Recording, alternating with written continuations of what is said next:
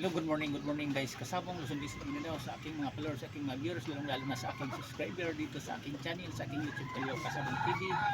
Maraming salamat talaga sa inyong lahat sa pagsubaybay, sa pagpanood sa aking mga content kung nag-i-upload dito sa aking mga videos tungkol sa kaalaman ko sa pag-alagang manok. Sa umaga na ito, kasabong ngayon, ipakila ko sa inyo, ito siya ang hawak ng manok ngayon, ito siya tinawag kong sweater bullet. Pinag-cross ko ang linyada na sweater at saka doom yung bullet kung tawagin balaw. Siya.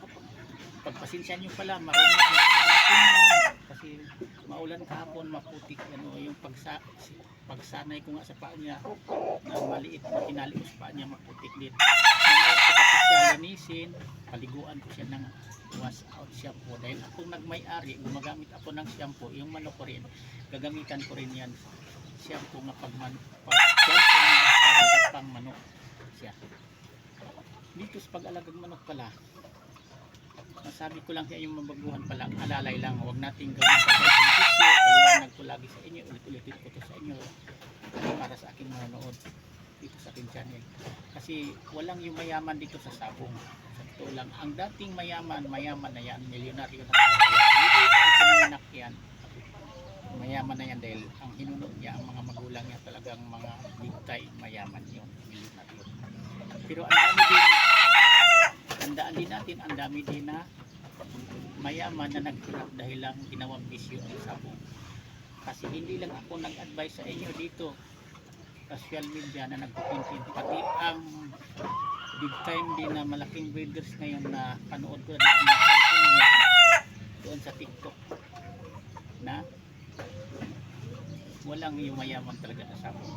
Aminado na siya ngayon sa totoo lang. Hindi tayo laging panalo. Kahit winner na ang isa ka manok, kapag oras magpatalo yan, matatalo na yan. Yan ang totoo. Kasi dito minsan, ang isa ka manok natin, kung maliit ang parada natin, ipapusta natin, nanalo. Kung minsan ang manok inasahan natin, natuduhan natin, paradahan natin ng malaki, yan pa ang natatalo. Yan totoo. Kaya ang sabong, hindi tayo makasigurado. Kung manalo tayo minsan, malaki. Pero pinaka-importante dito may advice kasi mga baguhan pa lang, alalay lang, i-minimum lang natin ang pusta sa ating manok para kung dami ang nananalong lumusot sa entry natin, lamang tayo sa panalo kaysa talo niyan. Yan ang sikreto dyan. Ngayon kung tumudo man kayo, hindi na masyado mabigat na natalo kayo dahil ang tinulo ng ipinusta, panalo lang din nyo, balik lang ang kapital ang puhunan nyo. Yan ang sikreto, pamaraan para tumagal tayo sa industriya sa labanan sa manok. Hindi porkit ang manok natin quality, magpusay bumatong palo dahil imported yan, hindi tayo matatalo pa rin tayo. Kasi tinawag o mahiwaga ang sabong. Hiram lang ito. Panalo ka ngayon, bukas ako naman ito. Lagi ko itong inulit kinukontent sa inyo para nga sa inyong mga baguhan palang manonood, parang mayroon kayong mapulot o matutunan dito sa mga content ko. Kasi dito ibinahagi ko sa inyo, kaya gumawa ako ng channel Kalyaw Kasabong TV sa YouTube, parang maipaabot ko sa inyo, may advice ko para sa inyong mga baguhan itong mga content ko, na huwag nating gawing busy, huwag nating gawin na magpakulong tayo dito. Dapat alalay lang, gawin lang natin libangan, katuwaan lang ang pagsasama natin.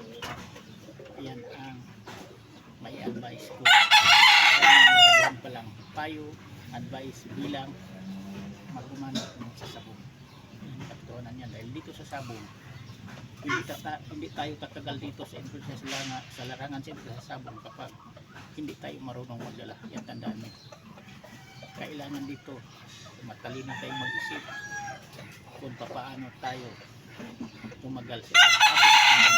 Tulad ng ginagawa ko, alalay lang, huwag natin gawing bisyo para tumagal tayo. Kasi kung magpalakas-lakasan tayo, malakas mamusta, kung hindi naman tayo milyonaryo, hindi tayo tagal sa sabong yan. Kung tatamaan tayo, tayo ng hindi tayo swertihin sa 6 na laban, kung magpalakas-lakasan tayong mamusta, hindi tayo tatagal, sigurado hindi natin matapos ang laban ng manok, ubos na ang una natin. Pero kung marunong tayong magala, hati-hatiin natin, i-budgetin natin, i-minimum natin yan.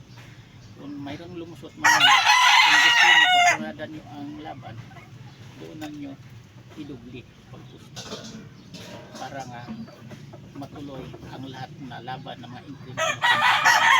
Yung iba niyan, hindi pa nga nangalahati sa labanan sa manok ang entry nila, ubos na ang pangusta nila.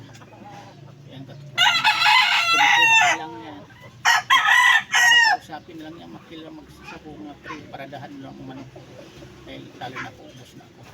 Ngayon, kung yan ang pwede magpanalo, nag-antay na lang yan kung balatuhan niya sa mga kumpare niya.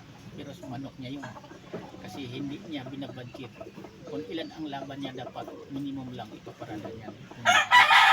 Yan ang pinakasikreto na ginagawa ko mismo na tinuturo ko dito sa aking content, sa aking mga viewers at manonood sa akin, sa aking mga followers, sa aking subscriber, kung paano ang pamamaraan na ginagamit ang mga tumatagal ako dito sa ganun lang kasimple. Sana mayroon kayong matutunan sa umaga nito. Ngayon, bukas ulit naman, ibang topic ipapaliwanag ko sa inyo, pinapangako ko sa inyo, mayroon talaga kayo kahit kunti man lang na matutunan na pangdagdag sa kaalaman nyo tungkol sa sikreto parang kumagal tayo dito sa industriya.